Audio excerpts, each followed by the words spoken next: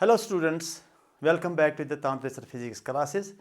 इस क्लास में आपको मैं हमेशा ही एडवांस लेवल के प्रॉब्लम्स दिखाता हूँ। पैराग्राफ टाइप के, स्टेटमेंट टाइप के एक बड़ा सिचुएशन होता है फिजिक्स में, तो उसको एनालाइज करके हम कुछ क्वेश्चंस उसमें जो रिलेटेड होते हैं एक पैराग्राफ में या एक स्टेटमेंट में, एक जो क्वेश्चंस होते हैं वो 2-3 होते हैं, 2 भी हो सकते हैं, 3 भी हो सकते हैं, कभी कभी एक भी होता है। वो करने से हमें वो पूरा सिचुएशन समझ में आता है। इट बिकम्स एक sort of project work. When you do a given question, solve it, it becomes a project work. उसमें जो भी कॉन्सेप्ट्स होते हैं वो क्लियर हो जाते हैं। So that's why I call it advance level type of questions for IIT aspirants. ये देखिए आप,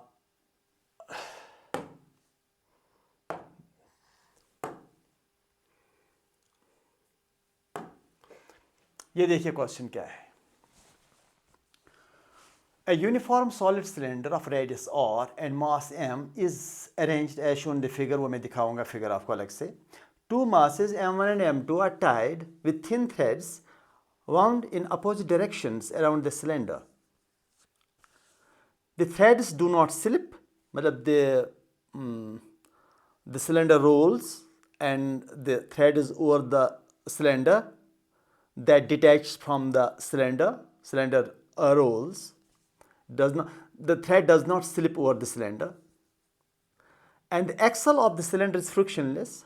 These must be the conditions. When the system is released, the cylinder begins to rotate and pulls the two bodies. Okay, now question. Find the angular acceleration of the cylinder. Cylinder का angular acceleration find करना है, options दिए हुए हैं। और the ratio of tensions T1 and T2 in the two strings of the cylinder, मतलब two sides. तो ये क्वेश्चन मैं आपको पहले फिगर दिखाता हूं ताकि आपको कुछ थोड़ा सा जनरल अंडरस्टैंडिंग इस क्वेश्चन का होगा। ये है सिलेंडर, फिक्स्ड है यहां से, और यहां एक मास हैंग कर रहा है m1 का, और यहां दूसरा मास हैंग कर रहा है m2 का। m2 को समझो ग्रेटर देन m1 है, और इस सिलेंडर का भी मास m है, वो भी दिया है, और रेडियस है r। ठीक, हमें क्या देखना है कि हमें इस सिलेंडर का एंगुलर एक्सेलरेशन निकालना है, अल्फा निकालना है। और इस स्ट्रिंग में जो टेंशन है T1 और इस स्ट्रिंग में जो टेंशन T2 है, T1/T2 भी निकालना है। ये दो क्वेश्चंस है, T1/T2 भी निकालना है। ये दो क्वेश्चंस है, एक तो अल्फा भी निकालना है और T1/T2 भी निकालना है। तो क्या करेंगे आप? पहले जब आप सिचुएशन को देखते हैं तो पहले आपको फोर्सेस को डिफाइन करना पड़ेगा, फोर्स को आइडेंटिफाई करना पड़ेगा। वो फोर्सेस क्या है? इस बॉडी पर फोर्स जो है वो m1g है नीचे की ओर, यहां m2g है, यहाँ टेंशन T1 ऊपर की ओर, अगर यही टेंशन T1 नीचे की ओर ऑन द सिलेंडर है, और यहाँ T2। सपोज इसका एक्सेलरेशन नीचे की ओर A है और इसका एक्सेलरेशन ऊपर की ओर A होगा। अगर ये मासलेस होता तो इजी बन जाता, तो एक्सेलरेशन हम निकाल सकते, मगर इसका भी मास है, और जो मैं एक्सेलरेशन ये निकालूंगा उसमें इसका सिलेंडर का भी मास इन्वॉल्व होगा। अगर ये मासलेस सिलेंडर होता तो ये T1 और T2 भी इक्वल होते, क्योंकि if cylinder is considered to be massless and strings are also be considered to be massless, then obviously T1 और T2 same है, tension along the string will be the same if this cylinder is massless, but cylinder is not massless, its mass is m।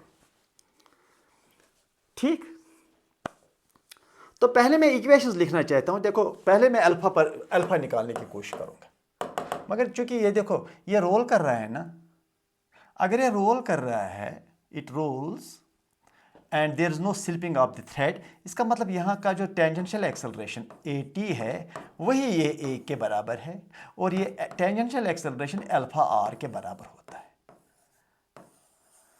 अगर ये role कर रहा है, slipping नहीं है, तब इस पॉइंट का जो एक्सेलरेशन है वो अल्फा r के बराबर है, where alpha is angular acceleration of the solid cylinder.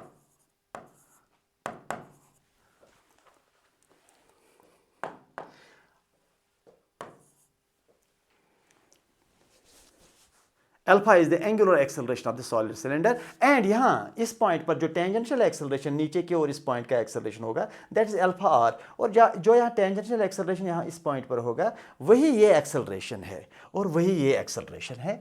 It is because there is no slipping of the thread का स्लिपिंग होता ही नहीं, वो दिया हुआ है। अच्छा, so let me write some equations, कुछ इक्वेशंस में लिखना चाहूँगा। ज़रा यहाँ देखिए मुझे, ये देखो, ये इसका क्या इक्वेशन लिखेंगे। It is net force that is m2g minus T2 is equal to m2a, और यहाँ पर इक्वेशन या एक्सेलरेशन ऊपर की ओर T1 should be more here, T1 minus m1g net force is equal to m1a। ठीक, अच्छा, अब मुझे बताइए इस T1 और T2 की वजह से ये टॉर्क प्रोड्यूस होगा। इस T1 की वजह से ये टॉर्क होगा एंटी क्लॉकवाइज, और इस T2 की वजह से ये R यहाँ से है, तो इसकी वजह से जो टॉर्क होगा that will be like this. तो ये clockwise rotate, T2 clockwise rotate करने की कोशिश करेगा, और ये T1 जो है एंटी क्लॉकवाइज इस सिलेंडर को रोटेट करना चाहेगा। लेकिन चूंकि एक्सेलरेशन इस और यहाँ डाउनवर्ड्स है, इसका मतलब नेट टॉर्क जो है वो क्लॉकवाइज होगा, नेट टॉर्क भी क्लॉकवाइज, बिकॉज एक्सेलरेशन यहाँ डाउन है, यहाँ अप है। तो torque produced by T2 will be more than the torque produced by T1, because torque produced by T1 is clockwise and torque by due to T1 is anti-clockwise, तो clockwise torque ज़्यादा है।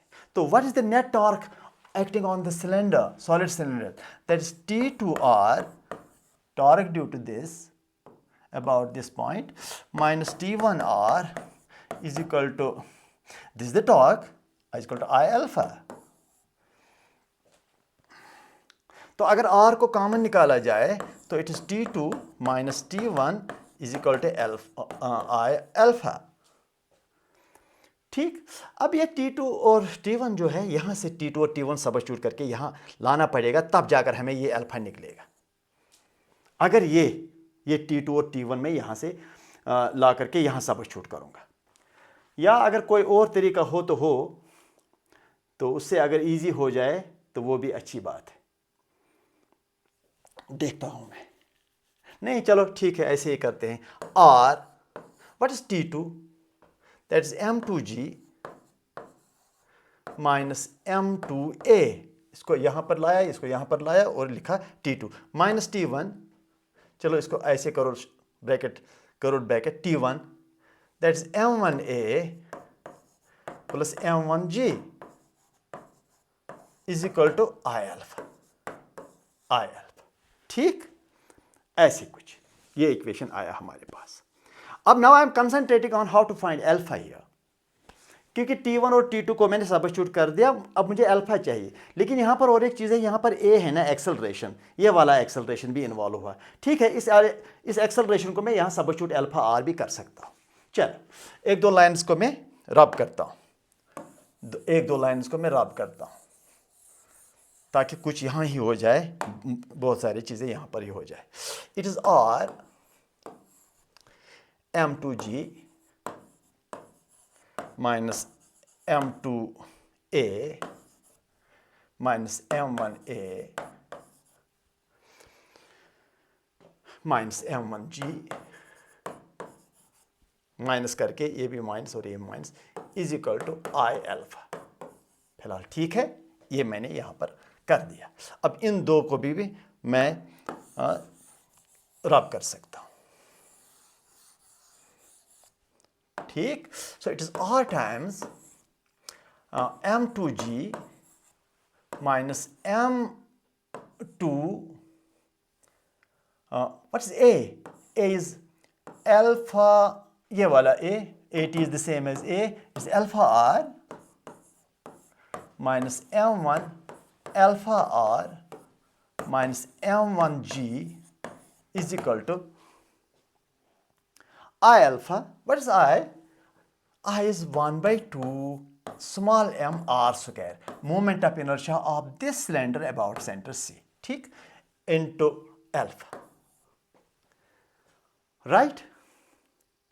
तो 1r जो है वो इसके साथ खत्म होगा राइट साइड में। अब क्या करें, अब तो चलो इसको थोड़ा सा सॉल्व करते हैं। m2g minus m2 alpha R minus m1 alpha R minus m1g is equal to M R alpha, लेकिन 2 यहाँ भी मल्टीप्लाई, ये वाला 2 यहाँ भी मल्टीप्लाई, यहाँ भी मल्टीप्लाई और यहाँ भी मल्टीप्लाई। ठीक, अब अल्फा को राइट साइड में ले लीजिए। अल्फा इंटू ये अल्फा का टर्म है, ये भी अल्फा का टर्म है, ये भी अल्फा का टर्म है, और ये दो टर्म जब वहाँ ले जाएंगे हम तो वो दोनों पॉजिटिव होंगे। तो अल्फा और आर को भी, इन तीन में आर भी कॉमन है, अल्फा आर कॉमन है, तो आर को भी निकालो बाहर। तो ये हो गया स्मॉल एम इधर, यह हो गया प्लस 2m1, यह हो गया प्लस 2m2। ये राइट साइड को जब मैं लेता हूँ फिर कॉमन भी निकाला है अल्फा आर, इसको राइट साइड में लिया, इसको भी राइट साइड में लिया और कॉमन निकाला आर अल्फा, तो मुझे मिला एक तो ये m, 2m1 और 2m2। तो ब्रैकेट क्लोज करके ऐसे इक्वल टू, ये तो दोनों को मैंने शिफ्ट किया, इस साइड में क्या रहा 2g ऐसे कुछ m1 m2 minus m2 minus m1 ऐसे, ये दो को यहाँ ही रहने दिया, इस टर्म और इस टर्म को, और बाकी टर्म्स को राइट में लिया और अल्फा आर अल्फा कॉमन निकाला। अब मुझे अल्फा चाहिए, अल्फा किसके बराबर है, what is alpha equal to. ठीक, यहाँ ये करना पड़ेगा, इसको भी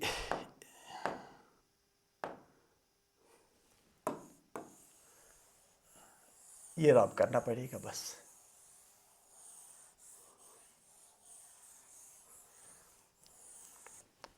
ये रब करना पड़ेगा। तो alpha equal to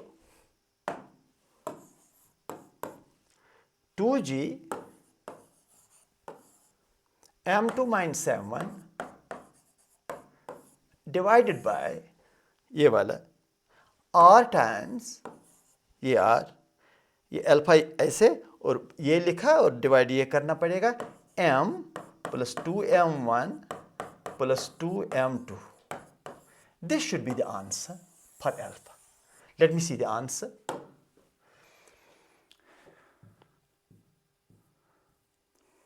Alpha is equal to 2 ऊपर गायब है, नहीं है, लेकिन नीचे कुछ 2 है, हाँ नीचे 2 है कहीं कहीं, तो मैं इसको फिर से चेंज करता हूँ। देखो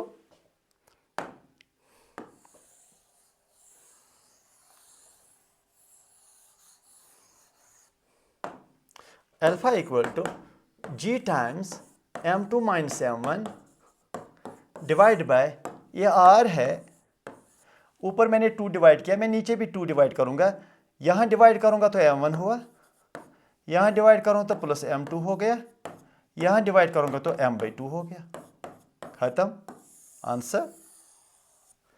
यह हो गया answer, this is the answer given. लेकिन थोड़ा इसमें आंसर में ये थोड़ा सा कंफ्यूजन इसलिए है, देखिए m1 minus m2 g m1 plus m2 m1 plus m2 1/2 m1, थोड़ा सा ये जो एरो है ना इसने दिखाया ये वाला, ये इसने अच्छी तरह से नहीं दिखाया, तो दैट्स वाई ये ऑप्शन जो है थोड़ा सा कंफ्यूजिंग ऑप्शंस है, बाकी आंसर यही है, this the answer. Okay, let me check the answer. Suppose ये जो सिलेंडर है ये मासलेस है, let me suppose it is massless, तो ये हो गया 0, स्मॉल m हो गया 0, ये 0 हो गया, g m2 माइनस m1 बाय r m1 plus m2, that is what you know angular acceleration. If the cylinder is massless, then the angular acceleration is g into m2 minus m1 by m1 plus m2. Acceleration you know, अगर r को यहाँ multiply किया जाए alpha को, ये तो acceleration हो गया, g m2 minus m1 by m1 plus m2, that is what you already know about. When there are two masses hanging from two sides और ये cylinder massless है, तब तो acceleration आपको पता है. What is that acceleration? That acceleration is g into m2 minus m1 divide by m1 plus m2। तो यहाँ ज़रा m को 0 कर दो, सिलेंडर का मास 0 कर दिया तो you get the same answer. So this what we do by boundary conditions. जो आपको पहले ही पता है उसको उसको उस सिचुएशन में रिड्यूस कर लो। Put m is equal to 0, cylinder का मास 0 यहाँ रखो, you get the answer that you already know about massless cylinder, the acceleration of objects falling and here object going up। तो जो acceleration होता है टू बॉडी सिस्टम का coming over the cylinder which is supposed to be a pulley massless, तब आपको पता है कि acceleration क्या है। तो यहाँ m को 0 करके आपको ये हो जाता है। अच्छा, now what is the ratio of the tangent? ये अल्फा आप याद रखिए क्या है। तो अब मुझे बताइए what is T1 by T2, दूसरा क्वेश्चन जो इसका है। चलो उसको भी अलग से करते हैं, देखते हैं क्या होता है, लेकिन ये तो याद रखना पड़ेगा। तो पहला जो इक्वेशन था मेरे पास, फिर से बनाता हूँ, ये यूं ऐसे करके, ये ऐसे मास m1, ये ऐसे मास m2, ये m1g, ये m2g, ये T1, ये T2, ये T1 और ये T2। अच्छा, ये एक्सेलरेशन A और ये एक्सेलरेशन A। ठीक, चलो लिखो इसमें ये इक्वेशंस यहाँ लिखो। वहाँ पर m2g minus T2 is equal to m2a, Newton का सेकंड लॉ लगा दिया इसको। यहाँ T1 minus yes m1g is equal to m1a। फिलहाल ठीक चल रहा है। अच्छा, तो यहाँ मैं T1 निकालूंगा, that is m1g plus m1a। यहाँ से T2 निकालूंगा, T2 is equal to right side को लेकर के m2g माइनस m2a।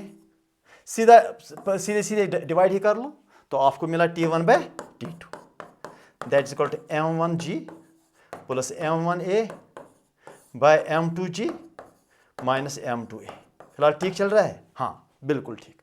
अब हमें क्या काम करना है, इस a को सबस्टिट्यूट करना है जो अभी जो हमने वहां से निकाला है एक्सेलरेशन, वो तो सबस्टिट्यूट करना ही पड़ेगा। चलो करेंगे हम सबस्टिट्यूट। ठीक, सबस्टिट्यूट करते हैं हम। T1 by T2 is equal to m1g plus m1a। m1a को सबस्टिट्यूट करना पड़ेगा। कहां से मिलेगा a1? यहां से मिलेगा a1। एक्सेलरेशन यहां से मिलेगा, एक्सेलरेशन ये एक्सेलरेशन यहां से मिलेगा। लेकिन आप कहेंगे ये तो एंगुलर एक्सेलरेशन है। Angular acceleration into r, angular acceleration into r, that is the acceleration a या a थी, टेंजेंशियल एक्सेलरेशन हियर या ये alpha r is the angular acceleration. तो ठीक है, तो अब क्या करें? तो एंगुलर एक्सेलरेशन लिखना पड़ेगा यहाँ पर एक्सेलरेशन लिखना पड़ेगा, that is g m2 minus m1 by m1 plus m2 by plus m by 2। ये है acceleration, this is the acceleration, right. Divide क्या करोगे? m2g माइनस m1a, m2g, ये लाइन कुछ नहीं है, ये ऐसे हो गया, अनकॉन्शियसली हो गया ये लाइन, तो ये कुछ है नहीं है लाइन। m2a माइनस m2, यही a, that is g into m2 minus m1 divide bye m1 plus m2 plus m by 2, ऐसे कुछ। ठीक, अब इसको सॉल्व तो करना ही पड़ेगा, इसमें कोई there is no way out. तो करो m1, इस चीज को मल्टीप्लाई करोगे इसको सारा, T1 by T2 is equal to m1 square. g जो है ना, g यहाँ g कॉमन निकलेगा यहाँ से बाहर, और यहाँ भी g कॉमन बाहर निकला तो वो कैंसिल हो जाएगा। g and g common here, numerator में भी और डिनोमिनेटर में दोनों कैंसिल हो जाएंगे। अच्छा, ये हुआ m1 square plus m1 m2 plus m1 by 2 हो गया मल्टीप्लाई, प्लस ये m1 मल्टीप्लाई करो m1 m2, ये m1 मल्टीप्लाई करो minus m1 square divide by ये चीज़, लेकिन यहाँ पर भी नीचे डिवाइड होगा, वो कैंसिल हो जाएगा। अब इस चीज़ को इसके साथ मल्टीप्लाई करो, it is m1 m2 plus m2 square multiply करने से प्लस m2 बाई 2 हो गया ये मल्टीप्लाई। फिर इसमें नीचे डिनोमिनेटर में आएगा ये, लेकिन यहाँ भी नीचे डिनोमिनेटर में ये आया, वो दोनों कैंसिल हो जाएंगे। अच्छा, तो मल्टीप्लाई करो minus m2 square plus m1 m2। ठीक, अब ये खत्म हो गया, इसके साथ ये होना ही चाहिए, स्क्वायर टर्म तो खत्म होना चाहिए। हाँ, ठीक कर दिया हमने, square term should not exist. तो ये हो गया t1 by t2 is equal to m1 m2 और m1 m2 2 times m1 m2, ठीक है। और फिर क्या रहा यहाँ पर m1 बाय 2 डिवाइड बाय, ये भी हो गया शायद 2 टाइम्स, हाँ 2 टाइम्स m1 m2, ठीक, प्लस m2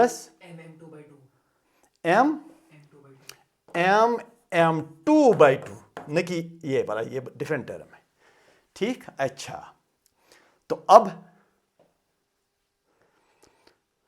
अब t1 बाई t2